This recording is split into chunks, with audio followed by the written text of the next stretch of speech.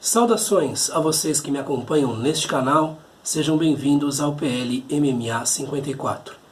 Dando prosseguimento a esta série de leituras comentadas das meditações de Marco Aurélio, é chegado o momento de fazer a leitura acompanhada de comentário das entradas 27, 28, 29 e 30, ou capítulos 27 a 30 do livro 5º da obra do Imperador Filósofo. Como sempre, a tradução que será usada é a de Dona Virgínia de Castro e Almeida, em domínio público, e a passagem em questão pode ser lida aqui na descrição. Vejamos o que Marco Aurélio escreve de si para si neste ponto das suas meditações. 27.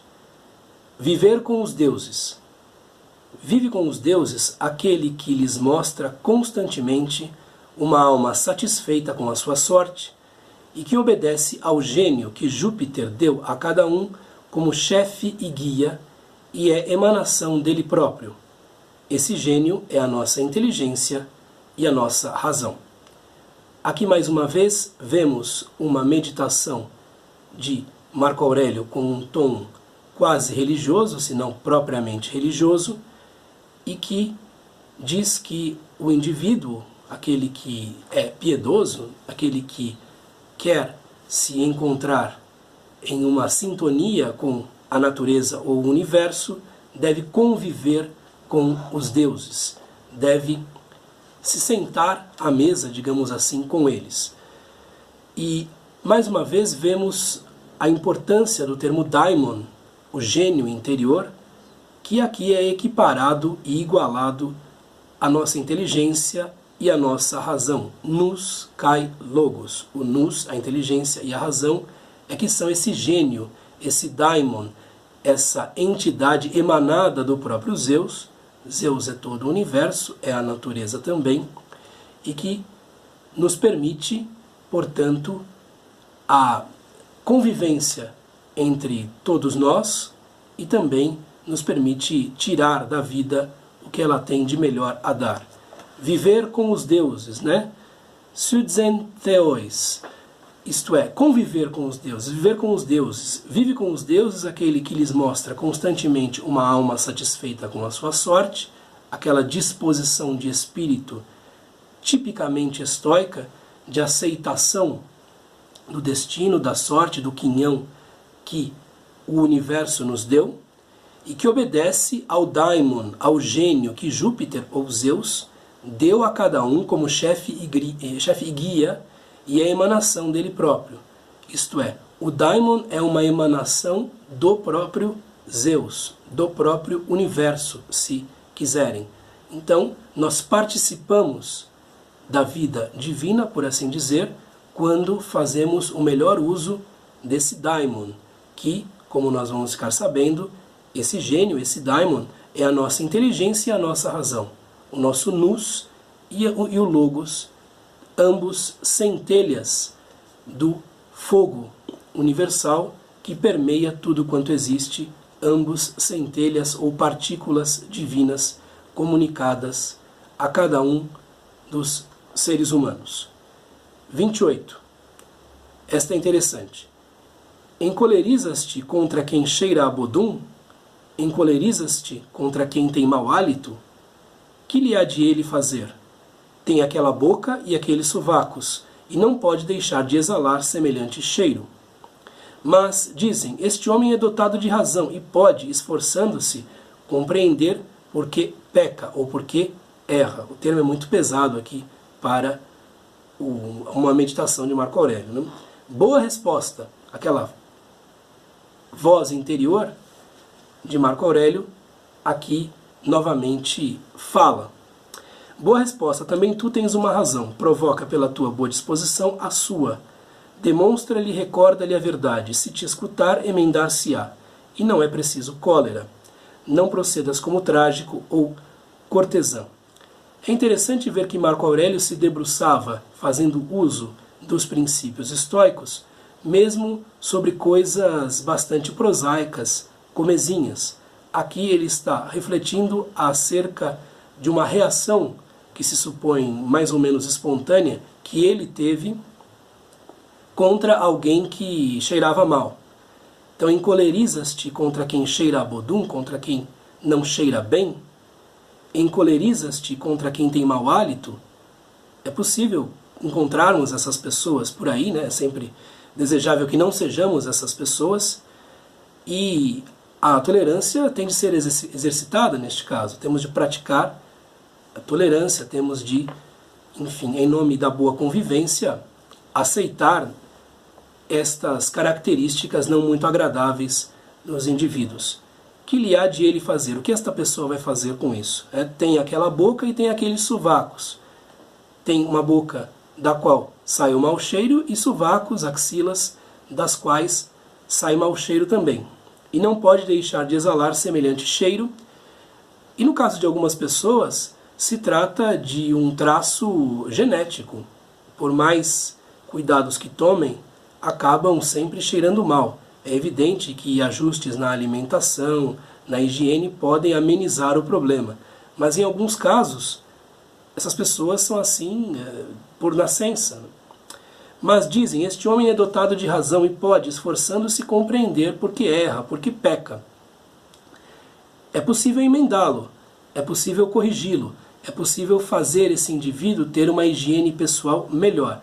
Os estoicos, inclusive, falavam da necessidade da boa higiene, ainda que considerassem o corpo indiferente. Como assim? Consideram o corpo indiferente, mas é necessário ter uma boa higiene? Sim. O fato de o corpo ser indiferente não quer dizer que ele deva ser negligenciado.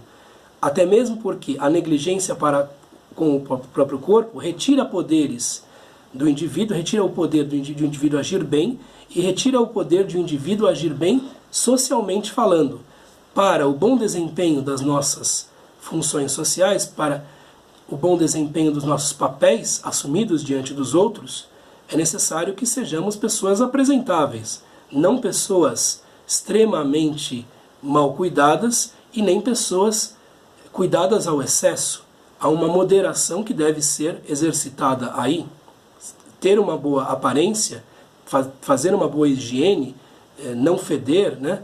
Cheirar razoavelmente bem, era algo que os estoicos consideravam valioso, tendo em vista o nosso caráter social, a nossa natureza sociável, em que eles insistiam tanto. Boa resposta, porque, dependendo do caso, é possível que esse indivíduo que, infelizmente, tem mau cheiro, possa se emendar. Mas como é que se faz isso? É algo que exige muita cautela, é algo que exige um cuidado imenso, porque a pessoa pode se ofender. É difícil abordar esse tema com indivíduos que nós não conhecemos tão bem. Óbvio, já era difícil na época dos romanos, continua sendo hoje. Apesar de vivermos num país em que, por sorte, né, nós temos hábitos de higiene muito mais próximos dos indígenas do que dos portugueses, que não primavam, muitas vezes, pela higiene pessoal diária. E, felizmente, a maior parte dos nossos concidadãos vai muito bem nesse sentido. Mas alguns, evidentemente, acabam exorbitando. Também tu tens uma razão. Então, também tu, Marco Aurélio, tens razão e, portanto, é necessário agir aí com determinada cautela. Provoca pela tua boa disposição a sua. É necessário tratar essa pessoa com cuidado, é necessário ter uma boa disposição para com essa pessoa e não fugir dela como se tratasse de um animal. Né? Demonstra-lhe, recorda-lhe a verdade, isto é, que é necessário tomar mais cuidados com a higiene pessoal. Está se falando de higiene pessoal, mas isto pode ser extrapolado para outras faltas, digamos assim, inclusive faltas mais graves. Pessoas que mintam, pessoas que tenham o hábito de, enfim, entregar-se a certos prazeres degenerados, deletérios, ou pelo menos que fazem o indivíduo perder muito tempo, também podem ser emendadas, né? Por um bom exemplo, por uma boa palavra bem colocada. Se te escutar, emendar-se-á. Se essa pessoa que cheira mal escutar você, ela vai se emendar. E não é preciso cólera.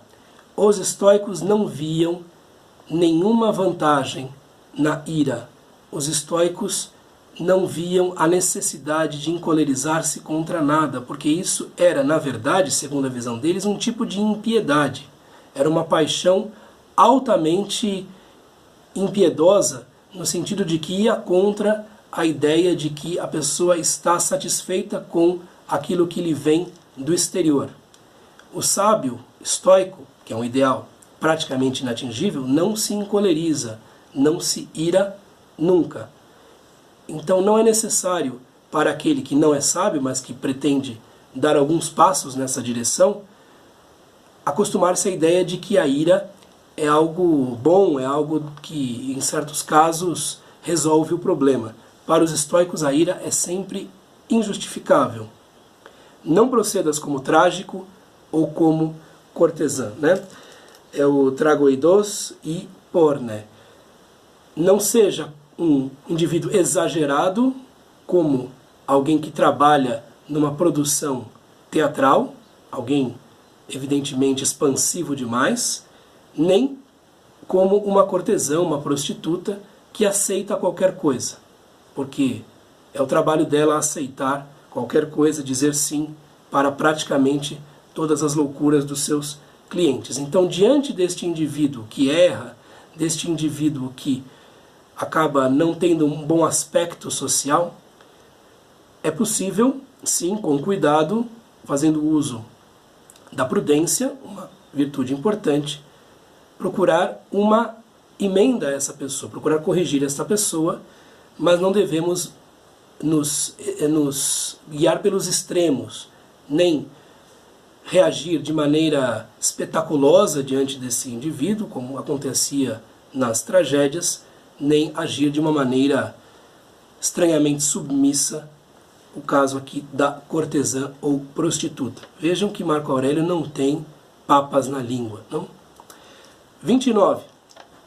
Podes viver desde já como te propões viver no fim dos teus dias. Se não te o permitirem, ou se não te permitirem, como se escrevia antigamente, sai então da vida, mas como homem que não vê nesse fato um mal.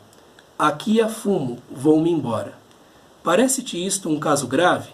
Mas enquanto motivo algum semelhante me não obrigar a partir, ficarei. Ficarei livre e ninguém me impedirá de fazer o que quero. Ora, o que eu quero está em harmonia com a natureza de um ser racional e sociável. Aqui se trata de uma afirmação de intenções por parte de Marco Aurélio. É uma meditação altamente assertiva, digamos assim, em que Marco Aurélio vai se colocar como de fato alguém que aceita integralmente os ditames do estoicismo e vai dizer que é possível sim para ele viver segundo os ditames do estoicismo, isto é, segundo a própria natureza sociável ou social e racional, e que ninguém pode obrigá-lo a fazer o que ele não quer. Está repetindo para si mesmo algo com aquela confiança que nós vemos, por exemplo, em Epicteto, que era bastante assertivo em diversos momentos. Podes viver desde já, como te propões viver no fim dos teus dias. Isto é, ele reconhece um espírito de procrastinação em si próprio. Lá no final dos meus dias, quando eu tiver me aposentado, tiver renunciado ao poder, eu vou poder viver à minha guisa, à minha maneira.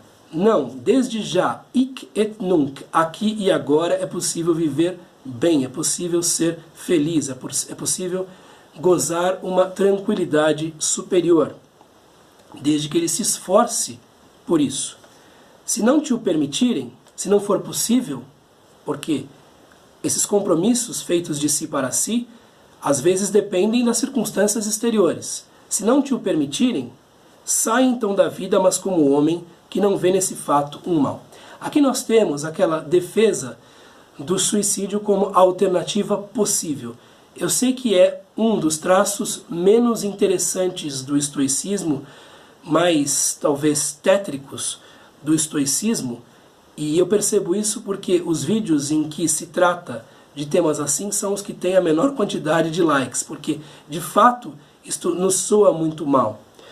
Mas a questão aqui é a seguinte, ele diz aqui a fumo, vou-me embora, uma provável paráfrase de algo dito por Epicteto, porque é necessário para o indivíduo saber que, se não for possível viver uma vida digna, o suicídio é uma alternativa viável. Os estoicos insistem nisso, acreditam nisso. E a alternativa pelo suicídio se torna ainda mais presente no estoicismo romano, em cuja sociedade o suicídio era mais aceito. Então, se não for possível viver bem, porque há uma degeneração muito grande do corpo, ou uma degeneração da mente, há essa alternativa que é chamada a porta aberta. Então, se você está em um ambiente em que há fumaça demais, dizia Epicteto, a porta sempre pode ser aberta e você pode sair dessa vida em que não há dignidade, não há clareza. Esta questão é muito complicada, muito delicada, envolveria muitos mais comentários. Nós ficamos apenas com isso, que Marco Aurélio, afirmando de si para si os princípios do estoicismo, os ditames estoicos, vê essa alternativa como possível. Se a sua vida se tornar esfumaçada demais, se a sua vida se tornar algo sem dignidade, a porta está aberta, ele pode sair. Então, para que serve isso? Para os indivíduos não se desesperarem. Não se desesperarem se por um acaso não for possível viver da melhor maneira possível. Parece-te isto um caso grave, isto que você está vivendo, nós não sabemos o que ele estava vivendo. Mas enquanto motivo algum semelhante me não obrigar a partir, ficarei. Então, enquanto houver a possibilidade de ser feliz, de agir com nobreza, de ter dignidade, fico. Ficarei livre e ninguém me impedirá de fazer o que quero. E fazer o que quero quer dizer seguir a minha própria natureza, procurar a prática das virtudes. Ora, o que eu quero está em harmonia com a natureza de um ser racional e sociável. Nós somos tanto racionais, agimos em acordo com o logos, quanto sociais ou sociáveis, portanto, próprios à colaboração, à cooperação, a viver na chamada koinonia, na chamada comunidade, como cidadãos de uma grande cidade universal. E por fim, a 30, o espírito do universo é sociável. Portanto, criou os seres inferiores para os superiores e adaptou os superiores uns aos outros. Repara como os subordinou e condenou, repartindo segundo o mérito de cada um e estabelecendo entre os seres superiores uma concórdia mútua. Os estoicos acreditavam que tudo estava ordenado segundo leis universais imutáveis que eram, por assim dizer, emanadas do íntimo do próprio cosmos, como leis divinas e que se concretizavam a todo momento, que eram reafirmadas e reatualizadas a todo momento. E esse próprio universo, por ter criado os seres superiores, isto é, ele está falando aqui dos seres humanos, sociáveis, tem uma característica também sociável. Porque ele criou seres sociais ou sociáveis? Porque ele mesmo é social ou sociável. Portanto, criou os seres inferiores para os superiores. E dentro desta sociabilidade que nós verificamos aqui nesta Terra, há uma ideia de hierarquia. Hierarquia não apenas dos seres, isto é, os seres humanos estando acima dos animais, os animais acima das plantas, as plantas acima dos fungos, os fungos acima das bactérias e por aí vai. Como também há uma certa hierarquia dos seres humanos que é, até um certo ponto, natural e que é o melhor para que a sociedade funcione da melhor maneira possível. Então, ele provavelmente concordaria com um enunciado geral, paráfrase de Platão, de que os melhores devem governar. Talvez não aceitasse todas as consequências que Platão retirou disso ao criar a República no seu célebre diálogo. Mas ele aceitaria esta ideia de que o melhor é colocarmos aqueles que são melhores, mais hábeis, mais virtuosos acima e que abaixo estejam os outros à medida que isso for se revelando. No entanto, a sociabilidade humana é bem repartida entre todos. Somos feitos para a colaboração, somos feitos para trabalharmos uns com os outros, para convivermos uns com os outros e conviver uns com os deuses, como se diz na entrada 27. Então adaptou os superiores uns aos outros, a ideia de que os animais estão aqui para nos servir, se necessário for. Repara como os subordinou e condenou, repartindo segundo o mérito de cada um e estabelecendo entre os seres superiores uma concórdia mútua. Aqui é difícil, talvez, ver essas coisas, porque parece que existe um caos social que reina desde sempre, e que tudo está sempre de ponta cabeça, tudo está sempre ao revés. A ideia da inversão de valores permanente sempre foi retirada do bolso por muitos oradores, por muitos críticos das suas próprias sociedades. No entanto, essa concórdia mútua entre aqueles que são superiores não necessariamente quer dizer uma concórdia mútua entre os que estão no poder. Às vezes os que estão no poder são horríveis, são acelerados, são iníquos, são péssimas pessoas. Mas aqueles que são bons e se reconhecem, mesmo sob a tirania, agem segundo um certo espírito de concórdia, um certo espírito harmonioso. E muitas vezes acabam se unindo para derrubar o tirano. Então, a ideia é de que os bons procuram os seus semelhantes. É de que esses que são superiores acabam concordando uns com os outros e cooperando da melhor maneira possível para que uma certa paz social, uma certa concórdia política acabe se instalando. Pelo menos é a intenção deles. Nem sempre isso se concretiza como a história o demonstra sobejamente, com muita abundância. Muito bem, eis o que eu tinha a lhes dizer. Um abraço, até o próximo vídeo dedicado ao livro 5º das Meditações de Marco Aurélio. Tchau, até mais.